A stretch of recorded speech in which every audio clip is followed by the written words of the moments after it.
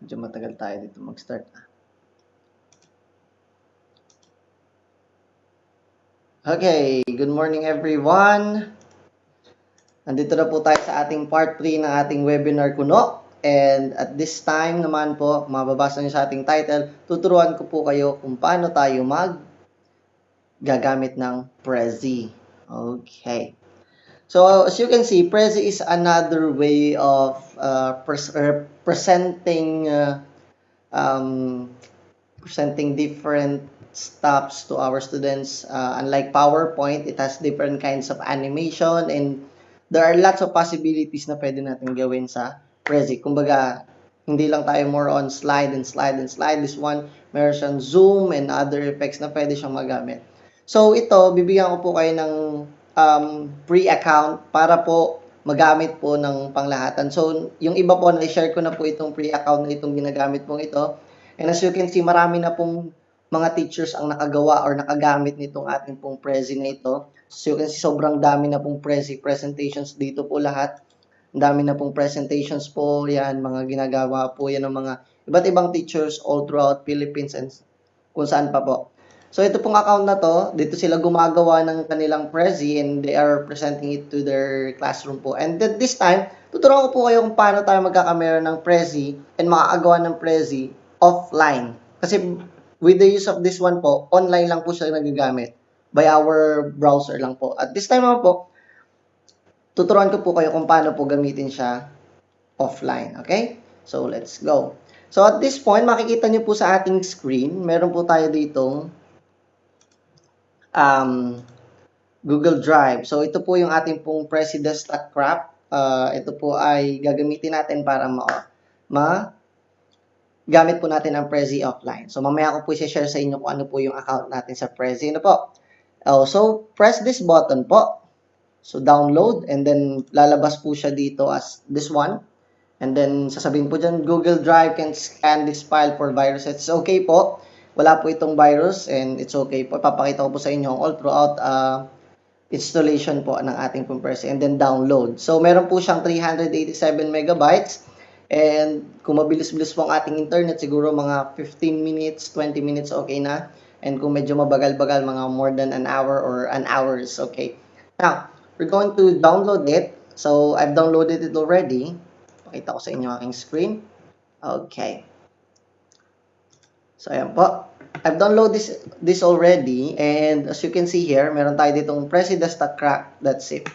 So, open lang po natin siya. So, minimize natin yan. So, all you have to do is to extract all of this kahit saan man pong gusto nyo. Sa akin po kasi, din-extract ko lang siya, desktop lang. Okay? Now, after po natin siya ma-extract, all we have to do is to install Prezi Desktop. Ito po ang ating i-install. Install lang po natin siya, guys. Don't worry po, safe po ito. Wala po itong virus. Wala pong anumang virus po ito. This is safe. This is coming from all my files coming po sa aking Google Drive. And this is for free po. Magagamit po natin siya for free. Kasi po ang Prezi po, while using it offline, meron po talaga siyang subscription. But there are some techniques on how are you going to use it for free and offline po. Para hindi lagi kailangan ng internet. Okay, so kape-kape muna pa tayo habang iniintay yan. And then habang nag-i-install po tayo, papakitaan ko pa po kayo ng, so set aside lang po natin yan. Habang nag-i-install po tayo, papakitaan ko po muna kayo ng mga ginagamit ko pagdating sa classroom po, ano? So ito po, meron po tayong classtools.net. So ano po yung classtools.net? Yung classtools.net po, ito po yung ginagamit ko para sa interactive classroom experience. For example, meron po ditong random name picker. Alam ko po, yung iba alam na to. Yung random name picker po, dito ko po ginagamit ito para ang mga bata attentive sila sa panonood or sa pakikinig sa akin. So, yan po. Mapapansin nyo dito, nandito lahat yung mga pangalan, for example, ng mga iba't ibang mga bata and yun nga po, isa po siyang relay para po makita po ang attentiveness sa mga bata kung nakikinig talaga sila. Ano po? So, yan po, pwede niyo pong i-remove name and or you have to edit and write all the name of your students here. Excuse me po. Ilagay natin ay Pogi 1. Tapos si Pogi 2. Yan. Kayo po ang bahala. Ano po? Yun po yung ating pong sa... Marami pong possibilities po dito sa ating pong classtools.net. Ayan, pwede po kayong maggawa ng ano po, pwede pong halimbawa, fling the teacher, kung gusto nyo, halimbawa, nagagalit ang mga estudyante nyo sa inyo, pwede po yan. Ayan, crossword generator, as in, nandito po lahat yan. Ilan po, classtools.net, all you have to remember is classtools.net, may S po yun. Okay, so habang iniintay po natin itong ating pong setup, ayun po. And then, marami po tayong mga websites na pwedeng gamitin po sa ating pong e-learning. Ito po, so, mamaya po, pagkatapos po ng Prezi Desktop, bibigyan ko po kayo ng glimpse kung ano po yung ginagamit kong video editor in order for me to create different presentations na halimbawa kailangan yung mga sulat-sulat, kailangan ng mga meaning to be interactive po sa ating klase. Yan. Okay po, hintay lang po natin yan guys. So, sana po natuto po kayo dun sa ating mga previous live stream na kung ano-ano man yun. Ang previous live stream natin. Okay, sana natuto po kayo dun sa atin pong paggamit ng OBS and Zoom. Ayan po. So, hintayin lang po natin, no? Okay, so yung link po yung download link po ng ating pong Prezi is ano na po siya, nasa atin pong description dito po sa ating video na ito. So, mada-download nyo po siya and then kindly watch this live stream po para malaman po natin yung Prezi account. Okay? Okay po. Tayo lang po natin. Wait lang po tayo, guys. So, ayan po. As you can see here, naglalagay na po tayo ng ating pong Prezi. Yan. Nag-install na po ang ating Prezi desktop and wait for it lang po. So, sa mga nasa Pinas po, how are you po pala? And be safe po everyone. Copy po tayo. Ayan. So, wait lang po tayo ha.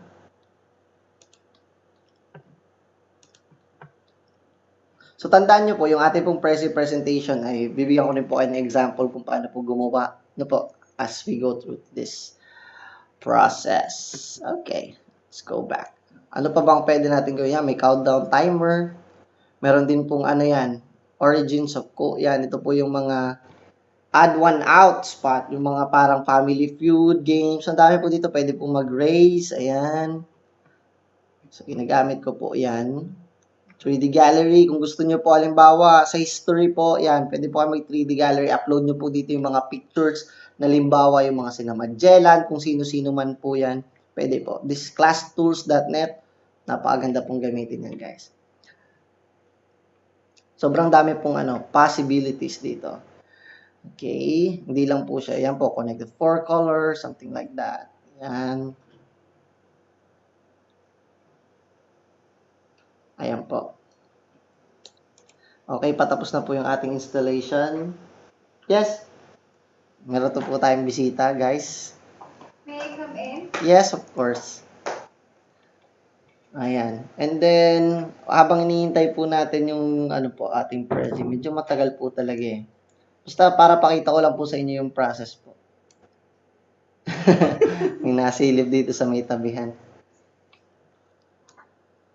Medyo patapos na guys. Konti na lang. Nasilip ang aking baby girl. Okay?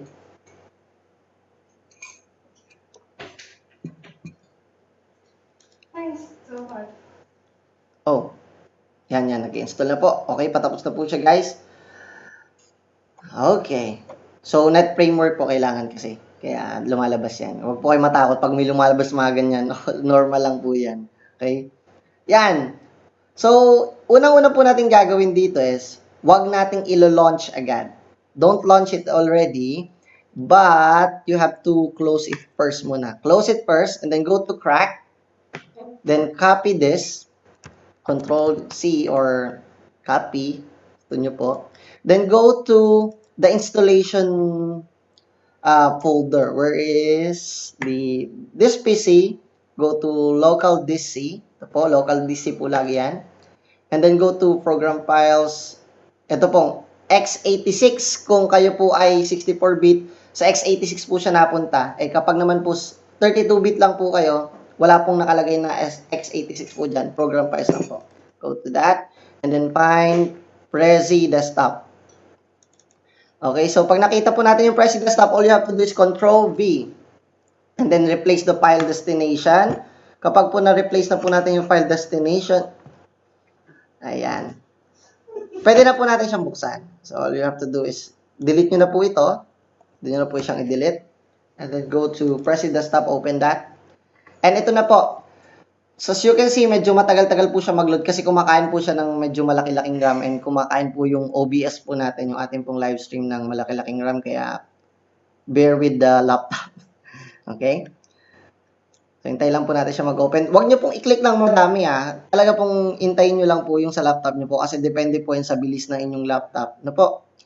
Ayan. So, nag-open na po yung ating Prezi and then, para po sa atin pong Prezi account, here's our Prezi account. So, add some notes. Ang ating pong Prezi account, our email is freeprezi@gmail.com and our password is Prezi. Maliliit lang po lahat. Prezi. Okay, and then log in. And voila, ayan po, nag-load na po ang ating Prezi and we can use it offline or online. Magagamit po natin siya. So, gagawa po tayo ng sample ng ating pong Prezi for tonight, for today. Kasi naman, naginugulo mo ako eh.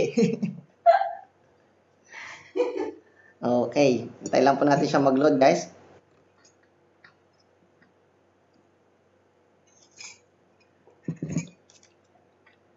So, at this time po ay meron pong nang aasar po dito. All presentation. So, ayan nga po. Marami pong presentations yan. Hintay lang po natin mag-load, guys. Ayan po. So, punta po tayo dito sa ating po presentation or binagsak sa line. Ayan po. Ito po yung mga gawa ng iba't ibang mga teachers. Try po natin siyang i-edit. Punta po tayo dyan. Ayan. So, bukas na po itong ating minimize na po natin yan. Bukas na po ating Prezi. So, as you can see here, ang dami pong dina-download, ang dami pong created Prezi na po from, okay, excuse me po, ano lang po natin yung ating line, medyo, ayan po guys, so, add po tayo ng new Prezi, and as you can see, templated po ito, it's either gagawa kayo ng sarili nyo template, or you have to use the old templates or the, yung tawag dito, yung templates niya na nandito. Okay?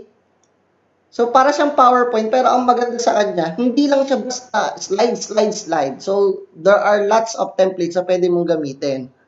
For example, yan, pwede po itong mga parang blueprint, kung STEM people po yung inyong mga tinuturuan, ganyan. Sobrang dami po. Alam mo, DNA, something like this. Kung science, sobrang dami pong template. So, try po natin dito sa mind mapping part. Use po natin yung template na yan. Okay. Now, ayan po. So, ito po yung atin pong pinaka-presentation po. And as you can see, isang page lang po siya na may zoom in, zoom out. So, all you have to do is to click anywhere para maglagay ng text. Yan po. Click anywhere to find the text. And then, ang add po ng page is this one. You can just click that one to add the page. And then, makikita niyo po yan. Meron po tayong zoom in. Meron po tayong zoom out. And something like that. Napakaganda pong experience. And ang maganda pa po dito, during the presentation, pwede niyo po siyang i-zoom. Halimbawa, hindi mabasa. Teacher, hindi po namin mabasa. Pwede niyo po siyang i-zoom. Okay, pwede nyo pong i-zoom, zoom out, zoom in, something like that. Sobrang ganda po. Sobrang endless po ng possibilities paggawa ng ating pong Prezi. So, yun po. Ang ating pong, add po tayo dito. Tandaan po natin, ang ating pong email is freeprezi@gmail.com, and ang ating pong password is freeprezi. Pausap po, wag niyo po nating papalitan po ng password kasi nga po, ito po ay tulong po sa lahat ng teachers na gumagamit po ng ating pong account, and this is for free po. Kung gusto niyo po, gumawa po kayo ng sarili niyo pong account para po magamit niyo yung ating pong Prezi, pero ito po ay binibigay ko po para sa lahat po ng teachers na gusto pong makapag-share ng ideas and other things. Okay po? Maraming salamat po, and yun lamang po para sa ating webinar ko no for today. And ayan po, meron po tayong Prezi, and yung Prezi po natin, ang download link po ay nasa ating pong description, at ito po ang ating pong account. So freeprezi@gmail.com, freeprezi po yung ating password, and that's it po. God bless everyone and stay safe.